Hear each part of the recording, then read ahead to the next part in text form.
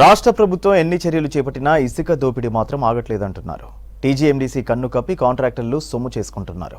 ఇసుక బుకింగ్లో ఆన్లైన్ చేసిన సాఫ్ట్వేర్లో ఉన్న లోపాలను గ్రహించిన కొంతమంది కాంట్రాక్టర్లు అందిన కాడికి దోచుకుంటున్నారు. దీంతో లారీ ఓనర్లతో పాటు ప్రజలపై కూడా తీవ్రమైన ఆర్థిక భారం పడుతోంది.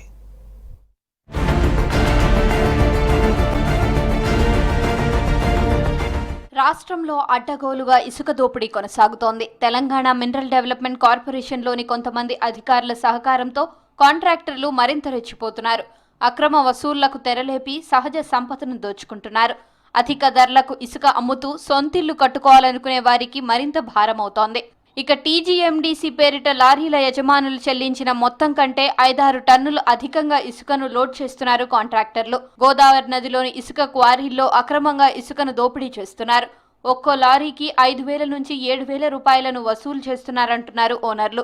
కారణం అడిగితే బెదిరింపులకు పాల్పడుతున్నారని చెబుతున్నారు. 9 క్వారీల నుంచి ప్రతిరోజు 700 లారీల్లో హైదరాబాద్, వరంగల్ నగరాలకు 17 టన్నులకు పైగానే ఇసుక రవాణా అవుతోంది. రోజుకు దాదాపు 30 లక్షల రూపాయల దోపిడీ జరుగుతోందంటున్నారు లారీ ఓనర్లు.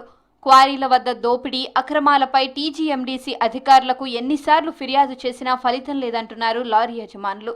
వాగులల్లో దౌర్జన్యాలు ఎక్కువైపోయినాయి. లారీలు పోయినాక వారం రోజుల వరకు లోడింగ్ చేయట్లేరు. ఎందుకు లోడింగ్ చేయట్లేరు అని అడిగితే సపోర్ట్ చేయరు.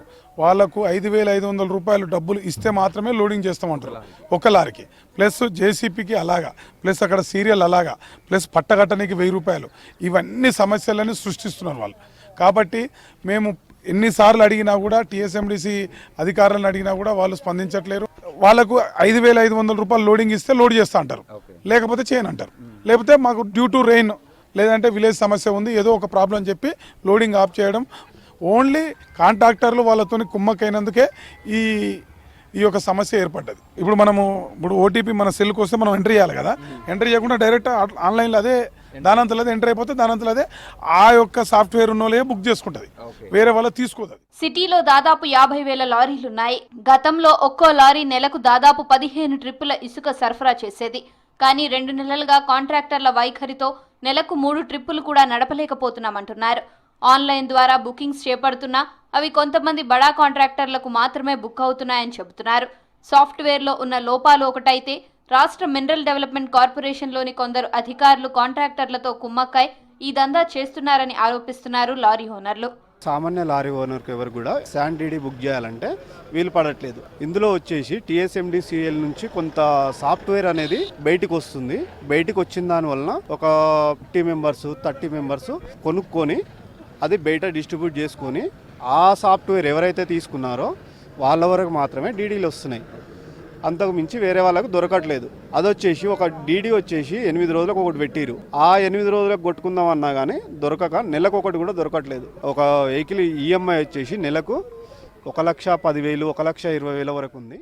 50,000 బండ్లు ఉంటే కేవలం 200-300 లారీలకు మాత్రమే బుకింగ్స్ వస్తున్నాయంటున్నారు లారీ ఓనర్స్. లారీల కెపాసిటీ బట్టి 13,000 నుంచి 14,000 రూపాయలు కట్టాల్సి ఉంది.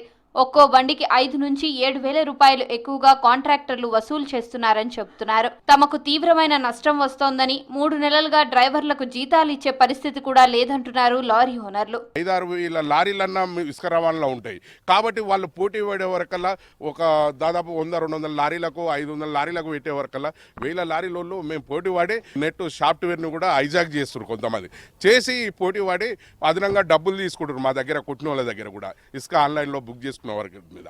ఇట్లాంటివి అన్నీ జరుగుతున్నాయి కాబట్టి దాదాపు ఒక డీడీ బుక్ చేస్తే 2,000 నుంచి 3,000 4,000 కూడా 5,000 వసూలు చేసేటోళ్ళు ఉన్నారు. ఇప్పుడు కాంపిటీషన్లా అంటే కాంపిటీషన్ పెరిగే కొద్దిగా రేటు పెంచుతున్నారు. ఆ డీడీలు కొట్టేవాడు పెంచుతుండు, అక్కడ ఇసుక రీచ్లో ఉన్న కాంట్రాక్టర్లు పెంచుకుంటున్నారు. మేము అమ్మేటోళ్ళం మాత్రం ఇక్కడ పోటీ వాడి పొద్దుగాల సంది పొద్దున్న దాకా ఒక దీక్ష చేసినట్టు బండ్లు ఆపుకొని మేము దాన్ని మీద ఒక పరీక్షలాగా మాకు అయిపోయింది. ఇసుక బుకింగ్ సాఫ్ట్వేర్లో తమకు కావలసిన వారికి అధికారులు నెలకోసారి మార్పులు చేస్తున్నారని ఆరోపిస్తున్నారు లారీ ఓనర్లు. దీనిపై రాష్ట్ర మినరల్ డెవలప్మెంట్ కార్పొరేషన్ కు ఫిర్యాదు చేసినా పట్టించుకోవట్లేదంటున్నారు. ప్రభుత్వం దృష్టి పెట్టి తమ సమస్యను పరిష్కరించాలని కోరుతున్నారు సిటీలోని లారీల యజమానులు.